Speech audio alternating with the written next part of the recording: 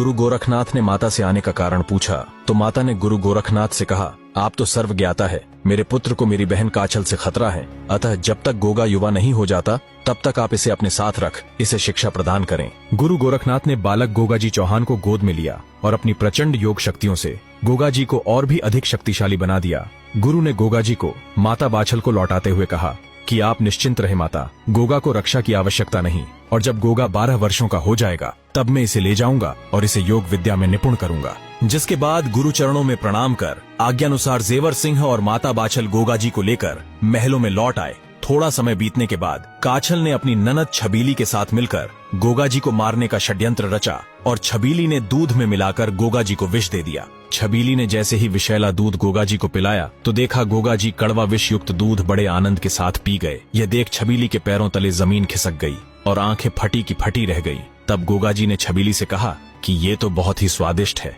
कृपया थोड़ा और पिलाइए। जब छबीली ने देखा इतना छोटा बालक बोल कैसे रहा है तो डर के मारे छबीली वहां से भागती हुई काछल के पास आ पहुंची और सारी बात काछल को कह सुनाई। काछल को उसकी बातों पर विश्वास नहीं हुआ। इसे मात्र एक भ्रम समझ काछल ने अपने षड्यंत्रों का सिलसिला जारी रखा, लेकिन लाख कोशिशें करने के बाद भी काछल गोगाजी महाराज को एक खरोंच तक पहुंचाने में नाकामयाब रही। अब गोगाजी के साथ साथ काछल के पुत्र भी थोड़े बड़े हो चुके थे। जहां एक तरफ गुरु गोरखनाथ की भविष्यवाणी से चिंतित माता बाछल गोगाजी को शिक्षा देती कि अर्जन और सर्जन तुम्हारे ही भाई हैं, तो वहीं दूसरी ओर काछल अपने पुत्रों के मन में गोगाजी के प्रति द्वेष उत्पन्न करने लगी।